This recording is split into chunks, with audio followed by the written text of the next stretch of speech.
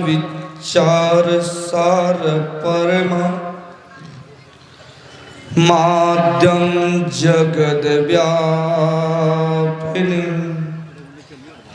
बिना पुस्तक धारण अभयदान जाड्यंधकारापः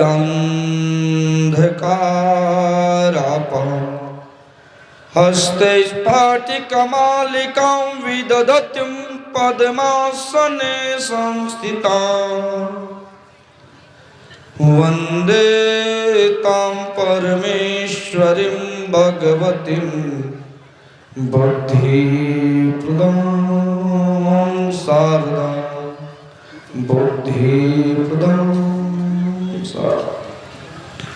20वीं सदी के महान संत सद्गुरुदेव भगवान की पावन चरणों में कोटि कोटि सह नमन। मंच में पूज्यपाद आचार्य स्वामी श्री श्रद्धानंद जी महाराज, मंच में मुद मंगलमय संत समाज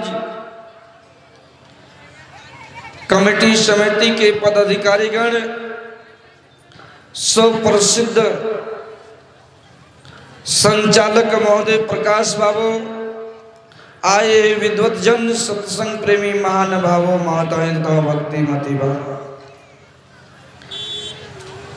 अभी हम लोग साधु महात्मा गणों से ईश्वर के स्वरूप के संबंध में श्रवण कर रहे थे। ईश्वर कहाँ है और कैसे प्राप्त होगा। ईश्वर को जानने के लिए नानी के कहानी गुड़िया का खेल नहीं है। ईश्वर को जानने के लिए जो ईश्वर को प्राप्त किया है,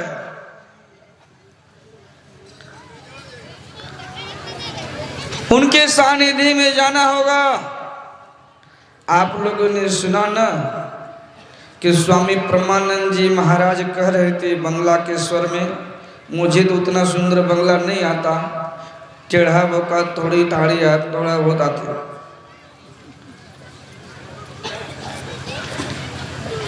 स्वामी रामकृष्ण परमहंस जी महाराज को भी तलाश था कि मुझे ऐसे पुत्र मिले, मेरा ऐसा शिष्य हो जो कि मेरे भीतर में जो शक्ति है, मैंने जो प्राप्त किया, मैंने जो ईश्वर को पाया है, उसे भी बता सको।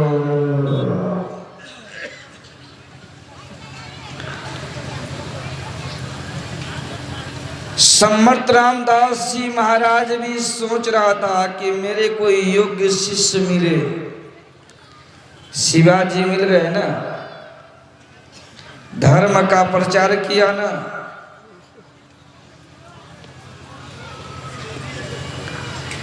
परम संत बाबा देवी साहब का बहुत सारे शिष्य थे, लेकिन भीतर ढूंढ रहा था कि कोई मुझे योग्य शिष्य मिल जाए। मुरादाबाद से चलते चलते भागलपुर में आ गए। बिहार के भागलपुर में आते हैं, आसपास में सत्संग करते, खोजते खोजते खोजते खोजते महर्षि में ही परमानंद जी महाराज मिल गए।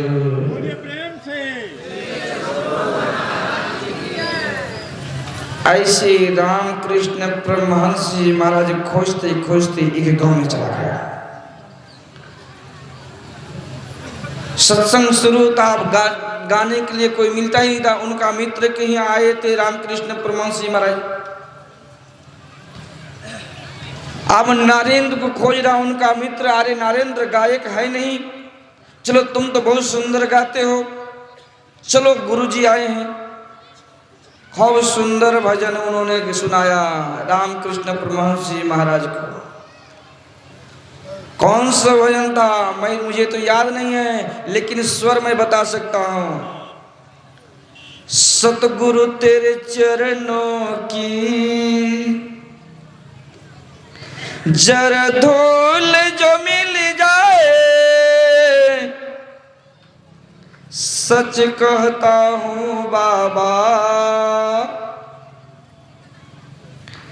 तकदीर बदल जाए। ऐसे भजन, रोमांचक भजन सुनाए। रामकृष्ण परमहंस महाराज का बेटा और गाओ, और एक गाया, कहा और गाओ, और एक गाया, और गाओ, और गाया, और गाओ। और कहते हैं जी तो चाहता है कि तुम्हारा भजन सुनते रहो। जाने के समय कहा नरेंद्र तुम कब आओगे? कहा मैं आऊंगा ना। कहा ठीक है आना। आने के बाद जो कह दिए, रामकृष्ण परमहंसी महाराज काली माँ के पुजारी थे, हमेशा काली माँ से प्रार्थना करते हैं कि हे माँ उसको विद्या मत दीजिए, हमारे पास भेज दीजिए। महीनों इंतजार करने के बाद जब नरेंद्र घूमने के लिए आया ना, तो हर दिन काली माँ के भोग लगाकर प्रसादी, खीर के प्रसादी नरेंद्र के लिए रखता था कि हमारे पुत्र हमारे पास आएगा, हमारे योग्य शिष्य हमारे पास आएगा। रोज उसके लिए खीर रखा करते थे। आज जिस दिन गया ना, जिस दिन नरेंद्र उनके पास गया, उसको देखते ही कहा बेटा नरेंद्र, बेटा नरेंद्र तुम आ गए हो बेटा, आओ। अपने गोद में बिठाकर नरेंद्र को खीर खिलाते हैं। कहा मुझे ईश्वर को दिखा सकते हैं क्या? जीव आत्मा परमात्मा, जो परमात्मा एक है वह, उस परमात्मा को हमको दिखा सकते हैं क्या? कहा क्यों नहीं बेटा, इसी लेकर तो तुम्हें बुलाया हो। देखो गुरु और शिष्य का प्रेम। एक लात मारा उसे, रामकृष्ण परमहंसी महाराज पेट में एक लात मारा, और जैसे एक लात मारा ना, वैसे जो है स्वामी विवेकानंद जी महाराज को वह तीनों लोग दिख गया।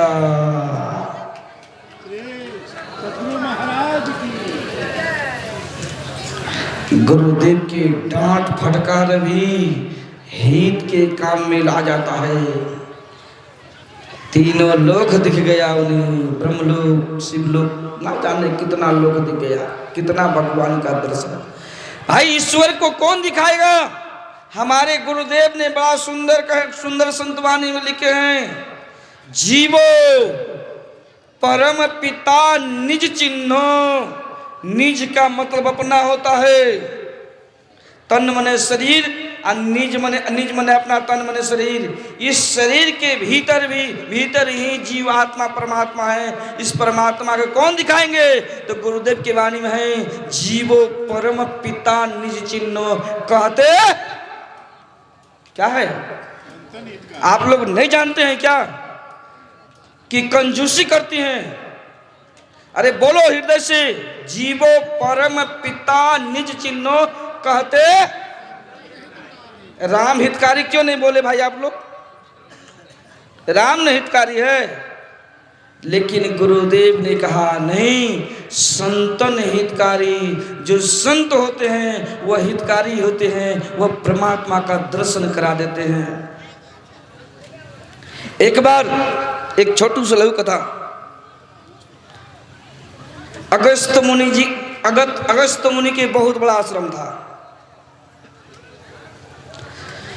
बहुत सारे साधु महात्मा रहते थे। तीक्ष्ण मुनि बहुत ध्यान करता था और आज्ञाकारी शिष्य था।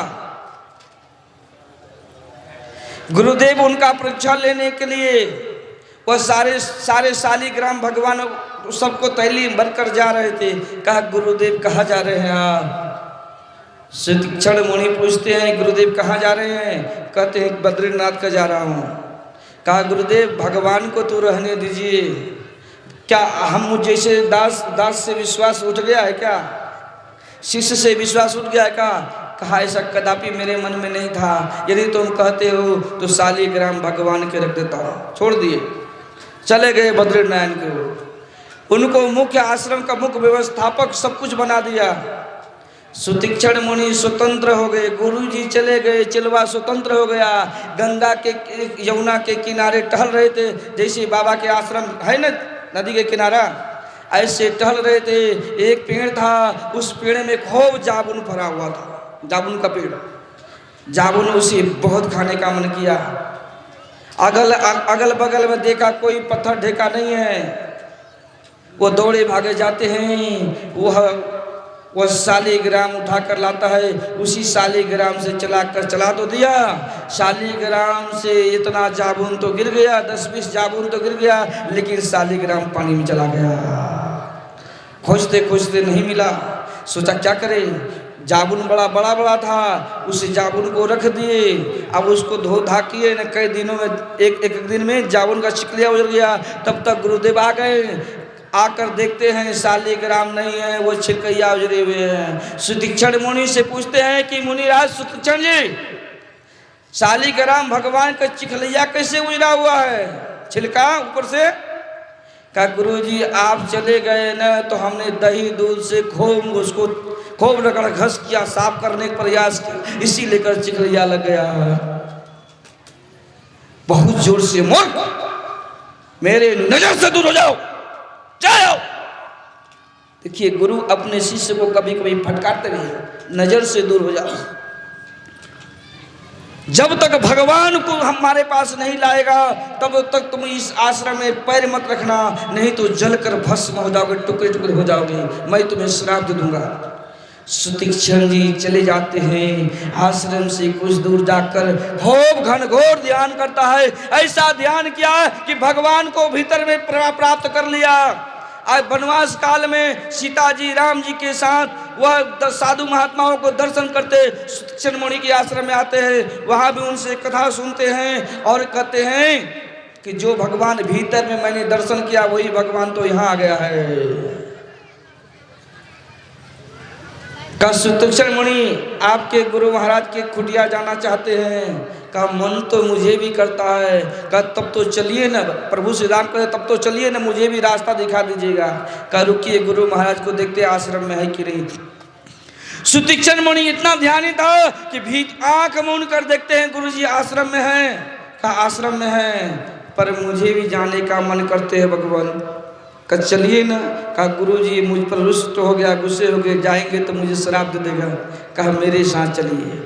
प्रभु श्री राम को साथ लेकर चलते हैं। जैसे आश्रम के मुख्य द्वार पहुंचते हैं वैसे ही कहा गुरुजी को मैं संदेश सुना कहता हूँ। जैसे सुतीक्षण मुनि अगस्त मुनि जी को चरण छूते हैं, जैसे खड़े होते हैं देखते हैं सुतीक्षण मुनि। कहा मूर्ख, तुम यहाँ कैसे आ गया, तुम्हारे आने का दुस्साहस क्यों हुआ? तब सुतीक्षण मुनि कहते हैं कि हे गुरुदेव, मैंने तो भगवान को साथ लाया हूँ, मैंने तो भगवान को साथ लाया हूँ। भगवान को साथ लेकर सुतीक्षण मुनि की जा करते हैं तो स्वयं अगस्त मुनि ने भगवान प्रभु श्री राम, लक्ष्मण और सीता जी को साथ ले जाकर सम्मान के साथ अगस्त मुनि का दर्शन कराए। अरे कभी कभी तो गुरु जी की कृपा से चेलवा का भगवान मिल जाता है, लेकिन यहाँ चेलवा की कृपा से गुरु जी का भगवान राम भगवान आ गए। ऐसे गुरु और शिष्य का प्रेम है। ऐसे ईश्वर तो यत्रैव तत्रैव कुत्रैव ईश्वर सभी जगह है। बोलिए श्री सदगुरु महाराज की जय। कंजूसी कर दिया आप लोग, एक बार जोर से उठाइए हाथ, जय जयकार कीजिए। बोलिए श्री सदगुरु।